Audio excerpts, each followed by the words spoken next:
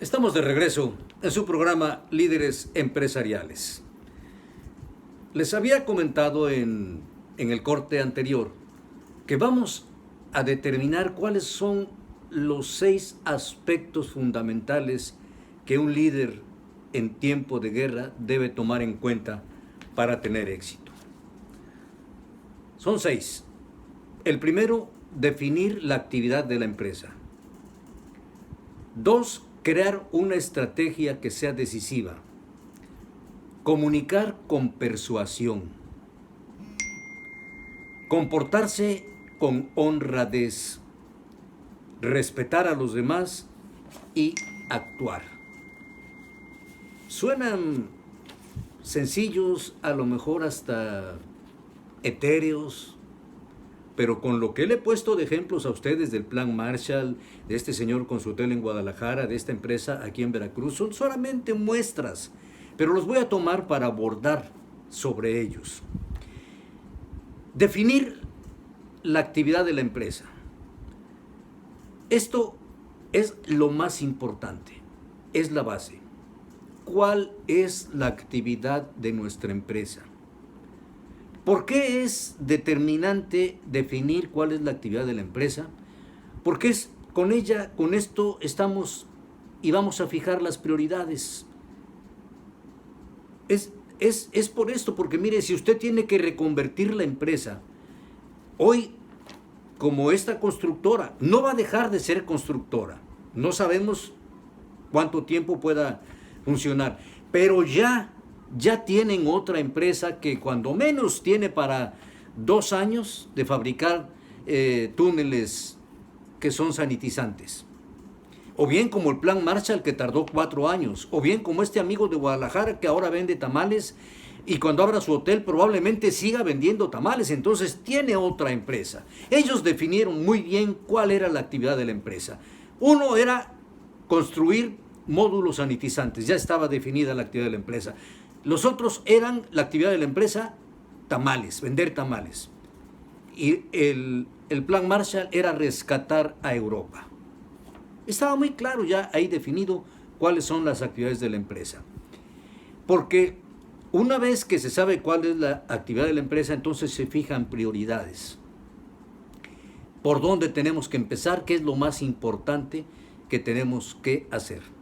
Y así de esta manera, por ejemplo, en el Plan Marshall, sabían que las prioridades ya tenían definido, las prioridades eran reunir a los países de Europa, hablar con los bancos que iban a hacer el financiamiento, establecer las reglas del juego.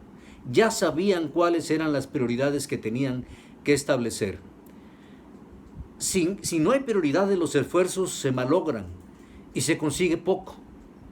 Los mejores líderes, los de tiempo de guerra, definen claramente la misión de la empresa y solo intervienen en aspectos importantes. Una vez que reunieron a todos los integrantes y a todos los interesados, el líder entonces es el que toma todo lo que ha recibido de las personas que se han allegado y entonces es el que determina cuál es la misión de la empresa.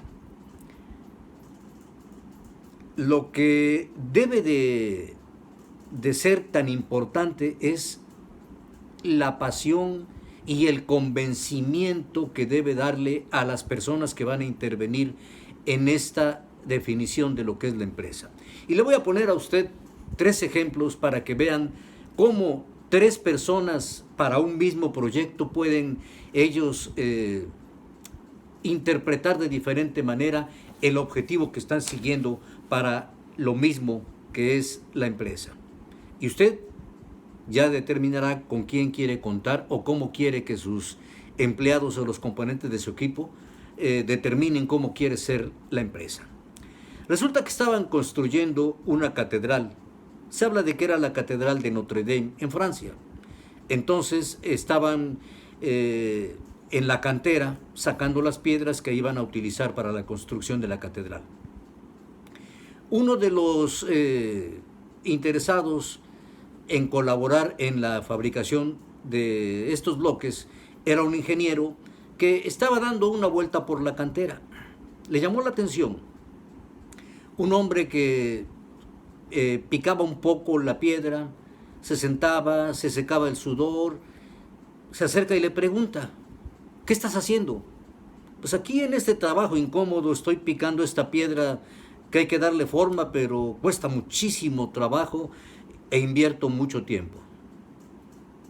Lo dejó, siguió caminando en la cantera y de pronto encuentra a otro que le dice, ¿tú qué haces? Estoy aquí dándole forma de cuadro a esta piedra, porque son las piedras que van a utilizar para las torres de un edificio que van a construir. Bueno, este ya mejoraba en cuanto a lo que le había dicho el primero. Y cuando se encuentra al tercero, le pregunta, ¿y tú qué haces? Y le dice, estoy aquí esculpiendo este cuadro de piedra porque estamos construyendo una catedral. ¿Ven ustedes la diferencia entre el primero y el tercero? El tercero estaba totalmente comprometido, estaba poniendo pasión en su trabajo, porque él se sentía parte de quien estaba construyendo una catedral. Esto es lo que deben de sentir las personas que se involucran en un proyecto y en una empresa. Por eso, cuando usted reciba todo esto de sus empleados, de sus subordinados, póngalo junto y entonces defina la actividad de la empresa y así va a fijar usted las prioridades con las que van a trabajar. Número 2, crear una estrategia decisiva. Corresponde al líder una estrategia que le permita a la organización triunfar, prosperar y crecer y vencer a la adversidad y a la competencia. Probablemente en este momento no se quiera hablar de competencia, pero usted sabe lo feroz que va a ser la competencia una vez que se reanuden las actividades. Y va a ser feroz porque todo el mundo va a querer sobrevivir. Nada más que el más fuerte, el más inteligente, el que tenga el mejor equipo, aquel que despierte en su equipo el deseo de triunfar, de prosperar, de crecer y vencer, ese es el que va a perdurar en el mercado. La estrategia es conceptual, son conceptos. Debe definir con exactitud la actividad de la empresa. Por esto aquí el líder, una vez que tiene toda la información, tiene que prever, crear y orientar al cambio. Sí, esto es lo que está obligado el líder en tiempos de guerra, a orientar al cambio. No puede seguir en la misma circunstancia que antes se manejaban, sino tiene que manejar el cambio. Esta es la implementación, lo que tiene que hacer el líder en tiempos de guerra. Hay que prever, hay que crear, hay que orientar al cambio. También la estrategia debe ser posible. No podemos fijar como una estrategia el ser tan sencillos, sino o tan presuntuosos de lograrlo. No, lo imposible no. Debe de ser posible, ingeniosa, audaz y que por sí misma genere convicción. Mire, yo recuerdo, por allá le hablaba yo de cuando empezaron los tiempos de guerra y el liderazgo, en una reunión que tuvimos de ejecutivos en donde yo trabajaba. Teníamos un producto que se había convertido en líder. Y por lo mismo haberse convertido en líder, las ventas fueron espectaculares y la curva fue ascendente. Pero de pronto la curva llegó a su meseta y casi empezaba a descender. Entonces hubo una reunión importante. El líder que había entonces quería la participación y el compromiso de los subordinados. Y empezaron las lluvias de ideas. ¿Cómo podíamos vender más de ese producto que estaba alcanzando su meseta? Por supuesto que tenía mucho camino, pero había que solucionar el problema desde el principio. Entonces, hubo quienes aportaron que había que ponerle al producto más contenido, que había que hacer más presentaciones, que había que hacer ofertas para que la gente comprara más, etcétera, etcétera. Entonces el líder juntó todo lo que nosotros habíamos expuesto y la compañía con este producto a la curva nuevamente la hizo hacia arriba y se despegó mucho más de su competencia. ¿Por qué? Porque el líder creó una estrategia decisiva, le puso concepto, le puso convicción y simplemente todos salimos de ahí con el compromiso de que lo teníamos que hacer. Esto es muy importante en todo lo que se desarrolle como líder de tiempo de guerra. El número 3, la confianza. La confianza no es tan sencillo ganarla. Es una ventaja competitiva cuando la tiene un equipo de trabajo, un equipo de un negocio.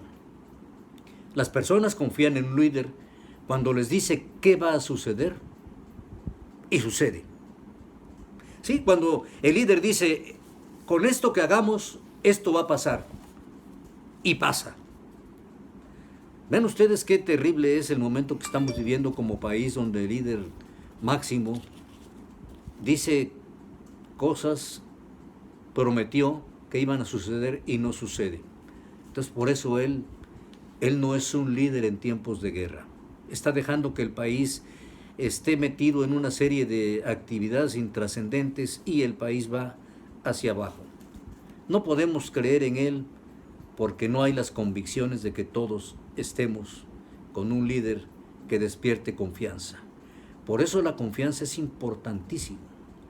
Si no hay comunicación o la comunicación es deficiente, en este tiempo de guerra, los resultados van a ser una enorme desconfianza.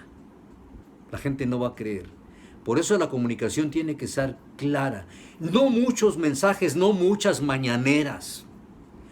Mensajes concretos, mensajes claros y que todo mundo sepa exactamente lo que tiene que hacer. Debe ser limitada el mensaje para evitar confusión y evitar ansiedad. El mensaje debe ser claro. La segunda vez debe de ser de ratificar lo que se dijo. La tercera vez de confirmar que se están haciendo las cosas. Debe ser personal y en forma de diálogo. Es decir, que usted pueda estar frente a su equipo, platicar, dialogar, hasta que logren ellos mismos convencerse de que la estrategia que usted está comunicando es la confianza que ellos necesitan y es la confianza que usted está ganando con ellos. Entonces, la confianza es aquel pegamento, aquel cemento que amalgama lo que usted está queriendo de su grupo. Por lo tanto, gánese la confianza de su equipo. Hoy día, en este tiempo de guerra, recuerde que estamos hablando figurativamente en tiempo de guerra. Hoy de las guerras no existen.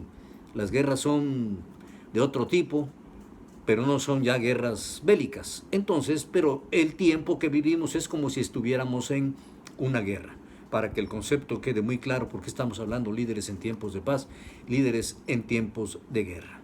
Entonces llevamos con estas 3 de las reglas que debe de seguir un líder en tiempos de guerra. Las otras 3 las vamos a revisar cuando regresemos de un corte para que nuestros patrocinadores nos den sus mensajes. En 2 minutos estoy de regreso con ustedes.